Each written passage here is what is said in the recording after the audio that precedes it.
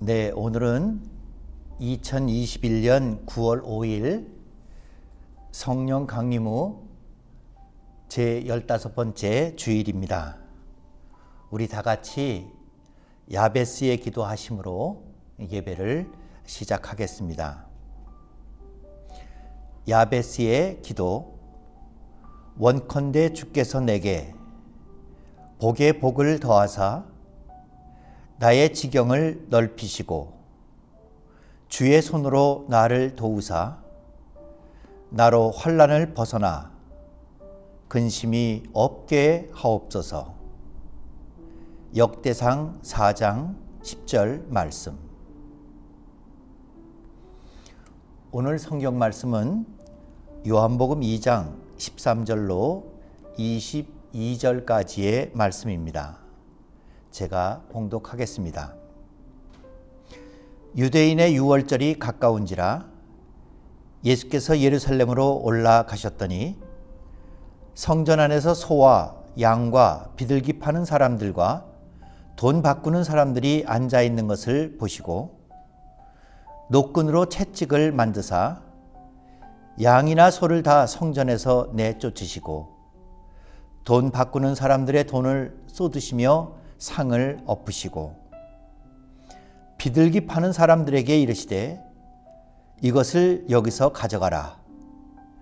내 아버지의 집으로 장사하는 집을 만들지 말라 하시니 제자들이 성경 말씀에 주의 전을 사모하는 열심이 나를 삼키리라 한 것을 기억하더라. 이에 유대인들이 대답하여 예수께 말하기를 네가 이런 일을 행하니 무슨 표적을 우리에게 보이겠느냐. 예수께서 대답하여 이르시되 너희가 이 성전을 홀라 내가 사흘 동안에 일으키리라. 유대인들이 이르되 이 성전은 46년 동안에 지었거늘 내가 3일 동안에 일으키겠느냐 하더라. 그러나 예수는 성전된 자기 육체를 가리켜 말씀하신 것이라. 죽은 자 가운데서 살아나신 후에야 제자들이 이 말씀하신 것을 기억하고 성경과 예수께서 하신 말씀을 믿었더라. 이는 주님의 복음 말씀입니다.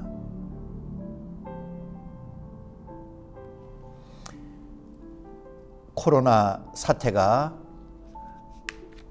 좀처럼 수그러들지 않고 있습니다. 점점 심각해져 가고 여러 가지 어려운 사정들이 들려오곤 합니다. 저도 친구를 통해서 인도네시아의 선교사님 소식을 하나 접했습니다. 인도네시아에서 한 20여 년 수고하신 선교사님이신데 거기서 백신은 맞았답니다. 중국산 백신을 맞기는 맞았는데 백신에도 불구하고 코로나에 감염이 되셨습니다.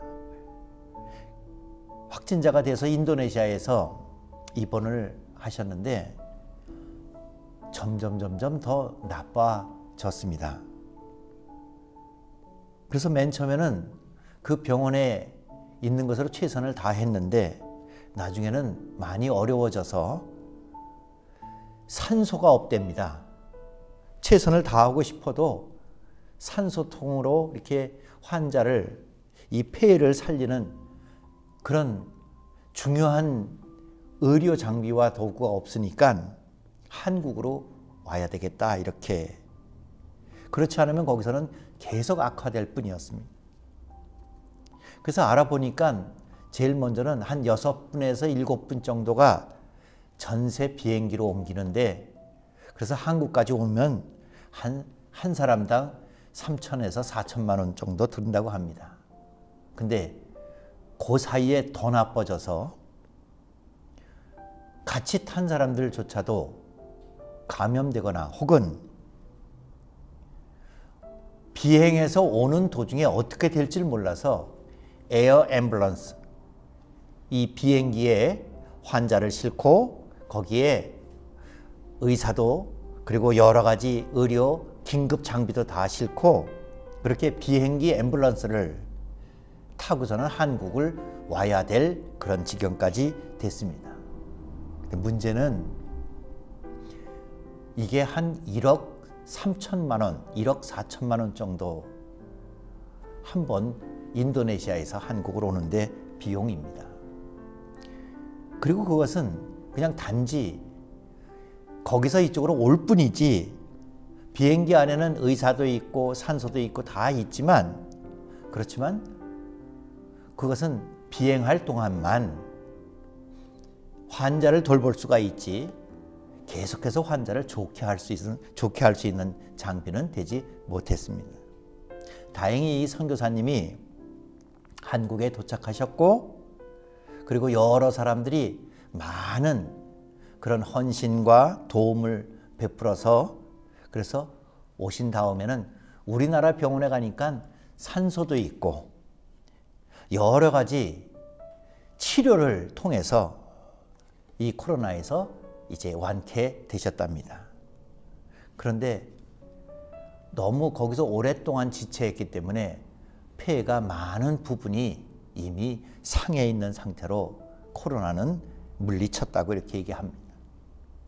참 안타깝고 가슴 아프고 그리고 비용이 어마어마하게 드는 이런 일이랴. 오늘 본문 말씀을 읽으면서 그 선교사님 생각이 났습니다.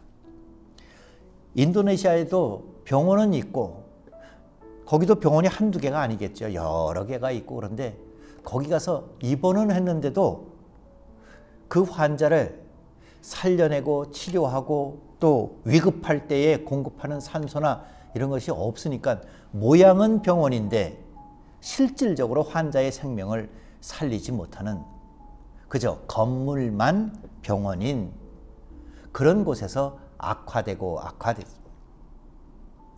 에어 앰뷸런스라는 것은 엄청나게 비싸기도 하고 그리고 아마 그 선교사님은 18시간 걸려서 왔다고 합니다. 세 군데를 경유해서 그 오는 동안에 그동안만 환자를 돌볼 뿐입니다. 위급한 것만 처치할 뿐입니다. 다행히 한국에 도착하니까 여기는 살려낼 수 있고 치료할 수 있는 모든 것이 있었습니다. 오늘의 본문 말씀에도 예수님께서 예루살렘 성전을 방문하신 기사가 있습니다.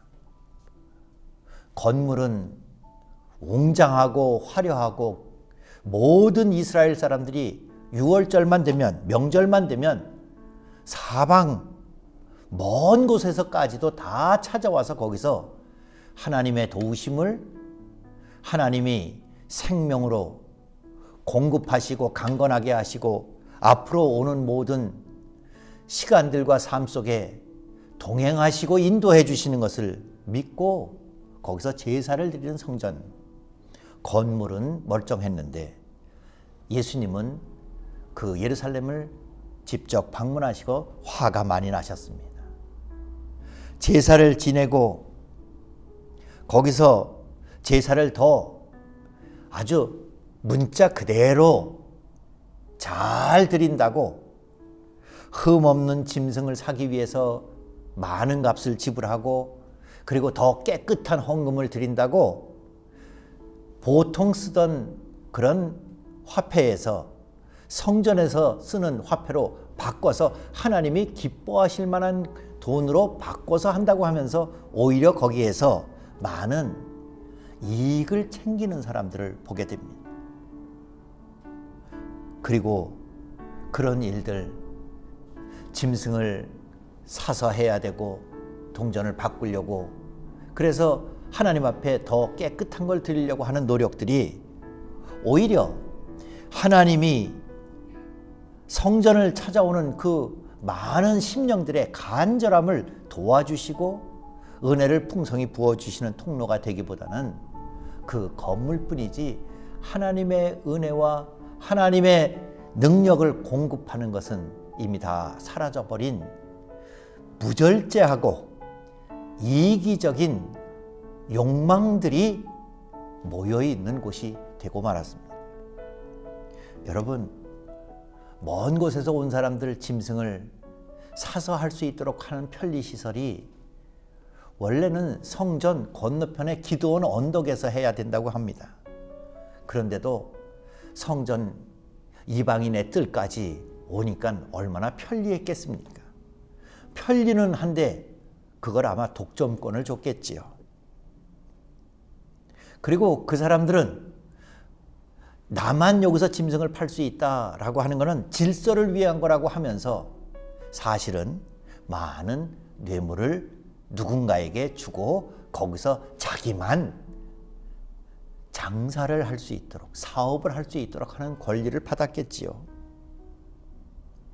그것을 또 멀리서 자기 짐승을 직접 가져와서 제사 드리려고 하는 사람이 있으면 제사장들은 흠을 잡는 경우가 많았답니다. 여기서 지정한 곳에서 산 것이 아니라 자기가 직접 가져온 것은 이것은 조금 흠이 있는 것 같습니다. 이거는 안 됩니다. 이렇게 제재를 해서는 오히려 그 정성을 다한 사람조차도 그 성전뜰에 와서 더 많은 돈을 주고 사서 제사를 드리도록 하는, 성전이 건물은 있지만 오히려 이런 욕망과 욕심과 사람들의 흥정과 거래만이 있는 큰 건물이 되고 말았습니다. 병원에 환자는 있는데 그것을 치료할 만한, 위급할 때 쓸 수 있는 게 없다면 그건 건물뿐입니다. 예수님께서는 여기에 굉장히 화가 나셨습니다.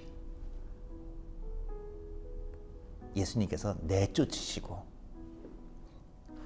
노끈으로 채찍을 만드셔서는 직접 짐승들을 내몰아서 그 짐승을 매개로 사람들의 욕심과 이 성전을 둘러싼 서로의 권리와 서로의 갈등과 이득과, 그리고 그것을 서로 같은 편끼리 그 모든 것을 권력화하는 모습들을 다 깨끗이 몰아내셨습니다. 아마 굉장히 큰 일이었겠죠. 굉장히 위험한 일이었겠죠. 그런데도 주님께서는 그걸 도저히 참으실 수가 없어서 거기 있는 모든 짐승들과 그리고 거기서 환전하는 사람들은 다 내쫓고, 그 거래가 이루어지고 하던 환전사들의 상은 성경에 보면 그걸 엎으셨다, 이렇게 아주 크게 화가 나셔서 성전을 청소하시는 예수님의 모습을 보게 됩니다. 당연히 예수님이 이렇게 하는 모습을 보고는 그거에 더 화를 내는 사람들이 있었겠지요. 거기에 이권이 걸린 사람들, 자기만 이것을 독점하고 자기가 이 모든 것을 이익을 위한 모든 성전 제사의 권리를 혼자 쥐고 있었던 제사장들과 장사꾼들과 이 예루살렘 성전을 둘러싸고 있는 종교 사업을 하는 사람들은 예수님에게 화가 나서 묻습니다. 당신이 무슨 권리로, 당신한테 무슨 큰 성전보다 더 큰 권위가 있어서 이런 일을 하느냐? 감히 성전에 도전을 하느냐? 그 사람들이 예수님에게 어떻게 이런 일을 할 수 있느냐고 따지고 들었습니다. 그때 예수님이 말씀하신 것은 너희가 이 성전을 헐라. 내가 사흘 동안에 일으키리라.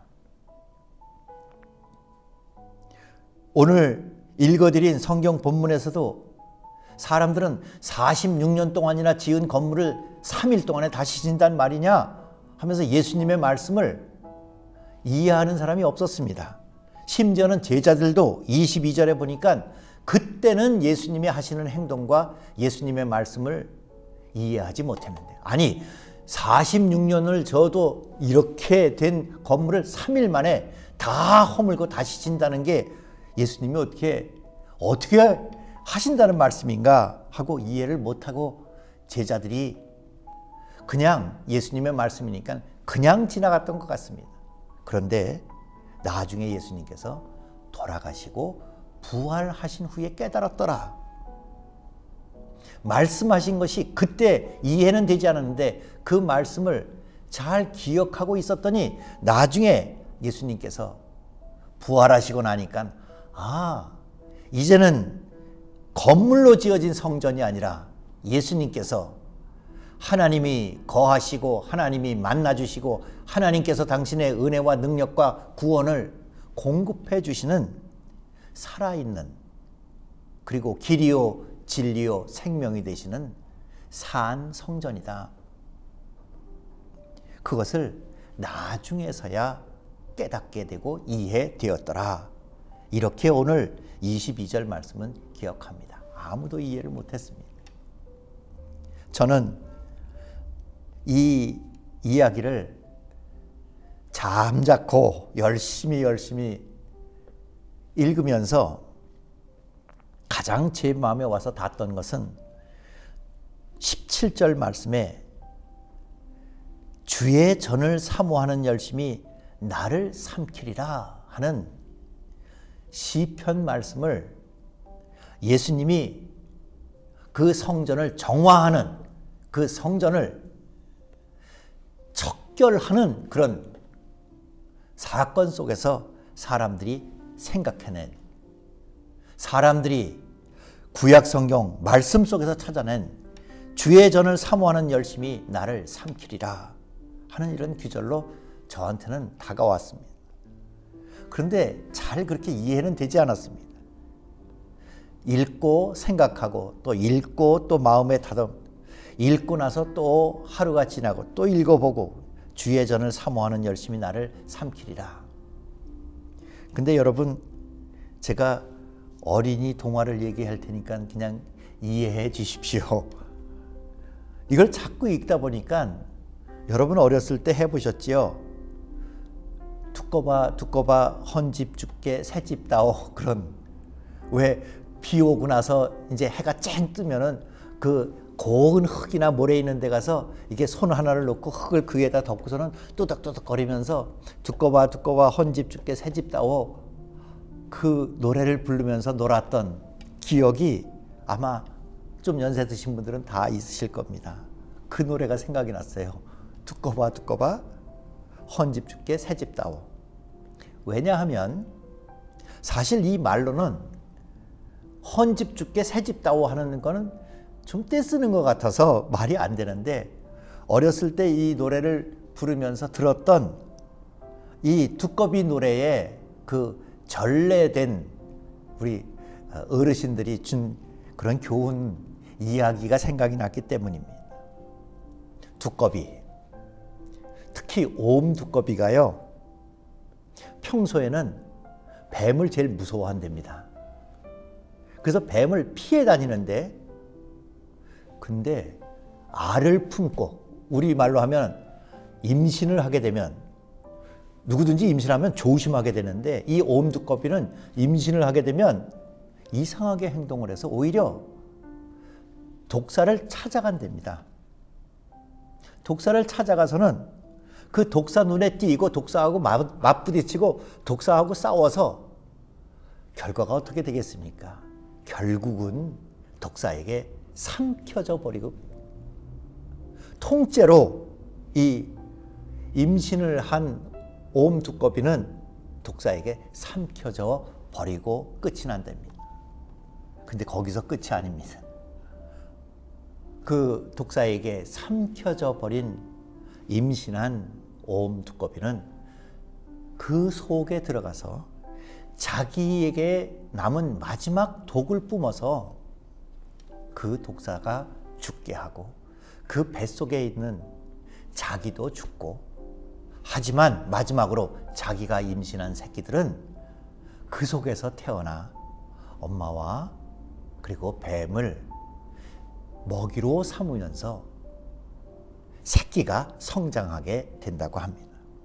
그리고 또 하나는 자기가 임신을 해서 새로 낳은 새끼들이 오히려 독사, 지금 자기가 싸우고 자기는 희생당한 그 독사한테 새끼들이 잡아먹히는 일이 없도록 오히려 독사에게 자기가 잡아먹히고 그리고 그것을 먹이로 삼아서 새끼들이 잘 자랄 수 있도록 이렇게 삼켜진다. 그런 어렸을 때 들은 이야기, 듣고 봐 헌집 줄게 새집 다오 하는 엄마의 희생을 통해서 아이들에게, 새끼들에게 새집 같은 미래를, 그리고 독사가 차라리 나를 만나지 우리 새끼들을 만나지 않았으면 좋겠다라고 자기가 삼켜지는 이런 이야기를 들은 게 생각이 났습니다. 오늘 말씀도 아마 두꺼비 이야기하고 성경 말씀하고 이렇게 하는 거는 조금 좀 어린애스럽고 좀 죄송하지만 그래도 여기 예수님이 말씀하신 것은 성전을 지어놓고 그 성전을 통해서 하나님의 은혜를 공급받고 하나님과 만나고 하나님으로부터 치유받는 것보다는 오히려 성전을 지어놓고 하나님을 이용하는 종교사업가들을, 이제는 건물만 남아있고 그 안엔 산소통도 없고 위급할 때 쓸 수 있는 장비도 부족한 그런 집만 있는 것이 아니라 예수께서는 언제든지 아픈 사람 혹은 하나님의 도우심이 간절히 필요한 사람, 그리고 삶의 구체적인 어려움 속에 처해 있는 사람들을 선한 목자가 되어 돌보신다. 마치 그 두꺼비, 어미 두꺼비처럼 새로운 집에서 새로운 새끼들이 새 삶을 살아갈 수 있도록 이 모든 어려움들을 당신이 끝내고 새로운 하나님의 나라를 소망으로 주고 계십니다. 이제 성전, 그것은 예수님 당시 이렇게 건물만 남아있던 것이 결국은 다 돌 위에 돌 하나 남지 않고 허물어지고, 그리고 예수 그리스도께서 그 안에 하나님이 살아계시고 하나님이 내 안에서 일하시니 내가 그 하나님의 일을 감당하리라. 내가 하나님의 모든 일에 삼켜져서 내가 하는 게 아니라 하나님이 하시는 일이다. 그리고 내가 너희 안에도 거하리라. 성전은 이제 건물이 아니라 저희들의 심령이 되었습니다. 성전은 건물이 아니라, 그리고 제사장들이 그것을 책임져주는, 대신 내 죄와 내 구원을 나 대신 남들이 해주는 게 아니라 내게 하나님께서 찾아오시고 내 속에 임재하시고 나와 동행하시는 살아있는 성전으로 예수 그리스도께서 당신을 선포하십니다. 허물어라, 내가 일으키리라. 오늘 19절에 있는 예수님의 말씀입니다.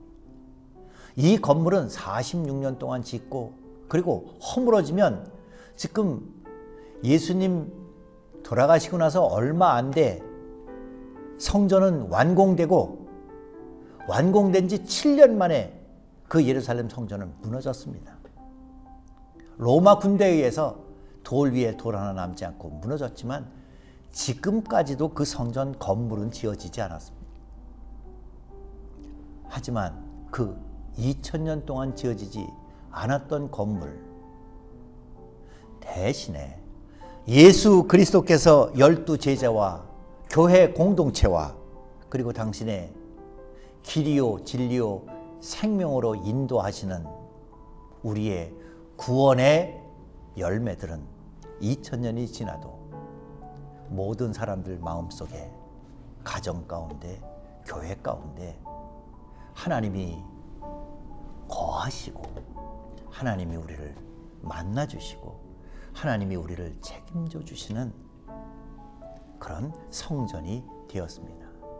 인도네시아하고 한국하고 차이가 거기는 건물은 있는데 속이 없다면 여기는 건물도 있고 그리고 속에 산소도 있고 다 있다는 이 정도가 아니라 앰뷸런스로 그냥 옮겨가는 그런 정도가 아니라 하나님께서 우리 안에서 우리와 함께 하시고 우리를 성전 삼으셔서 이 안에서 우리와 함께 동행, 치유, 구원 그리고 우리를 일으켜 세우신답니다.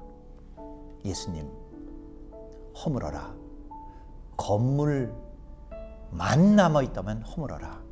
내가 일으키리라.